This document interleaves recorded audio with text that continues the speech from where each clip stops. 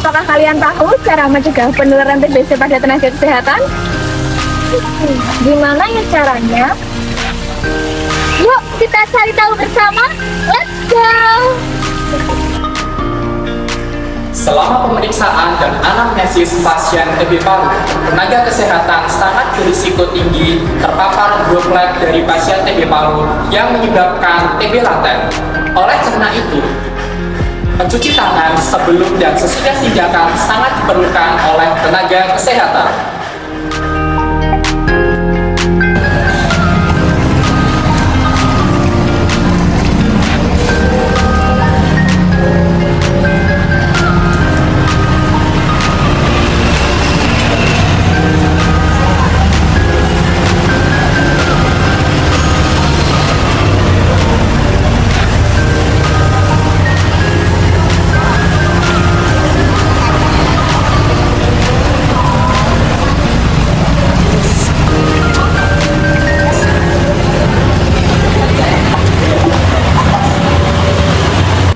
Penggunaan alat pelindung diri seperti masker, face shield, sarung tangan, serta gaun sangat diperlukan oleh tenaga kesehatan sebelum melakukan tindakan.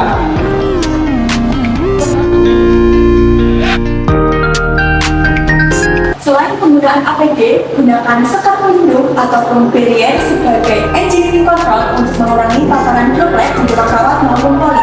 Dengan penggunaan APD dan juga engineering control diharapkan dapat mengurangi penyebaran TBC di fasilitas layanan kesehatan. Untuk laboran, pastikan menggunakan APD secara benar. Pakai sarung tangan, jas laboratorium, masker N95, desinfeksi lingkungan kerja, serta peralatan selama proses pengecekan sampel.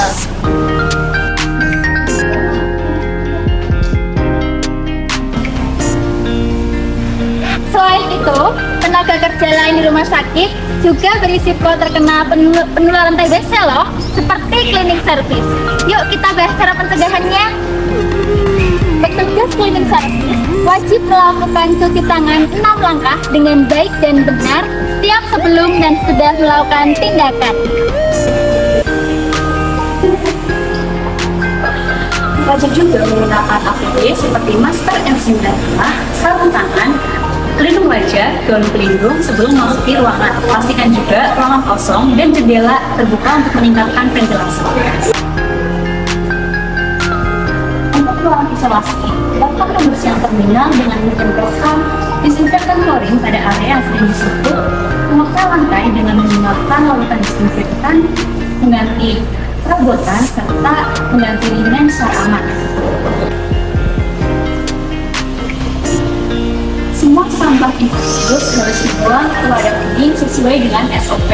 Kepatuhan terhadap APD dan juga prosedur pembersihan sangat penting untuk mencegah paparan tinggi dan melindungi keselamatan petugas.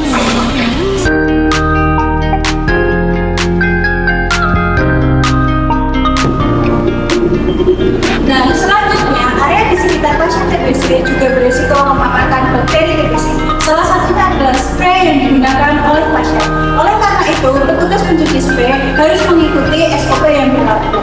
Yang pertama adalah ambil spray dan lipat ke arah dalam tanpa diguncang. Lalu masukkan ke dalam kantong linen infeksius atau kantong yang berisi air agar droplet tidak menyebar ke udara.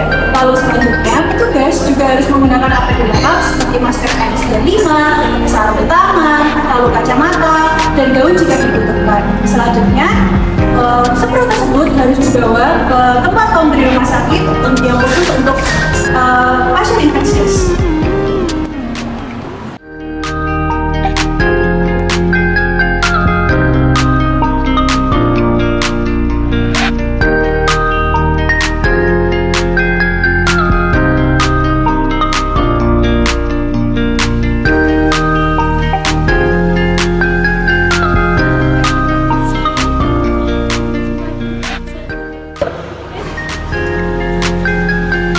Di rumah sakit, spray dicuci menggunakan mesin cuci dan juga air panas yang bersuhu sekitar 70-90 derajat Celcius selama 25 menit atau sesuai dengan protokol dari rumah sakit.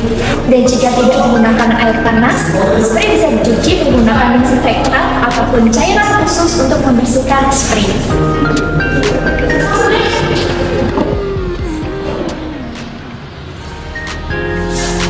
Setelah proses pencucian, kemudian spray dibilas hingga bersih, lalu dikeringkan menggunakan mesin pengering yang bersuhu tinggi, dan kemudian disetrika untuk menambah sterilisasi. Dan prosedur ini perlu didokumentasikan, dan kemudian APD perlu dilepas oleh petugas. Seluruh prosedur pencucian spray ini bertujuan agar cleaner yang digunakan bebas dari paragen dan aman untuk digunakan kembali. Sekian informasi kesehatan dari kelompok 6 dengan topik Pencegahan penularan TBC laten pada tenaga kesehatan.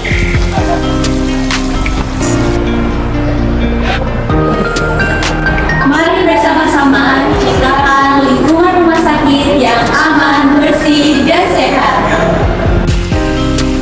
pencegahan ini bukan hanya tanggung jawab dari tenaga kesehatan, tetapi tanggung jawab dari kita semua. Sekian dan terima kasih. Tetap jaga kesehatan dan keselamatan.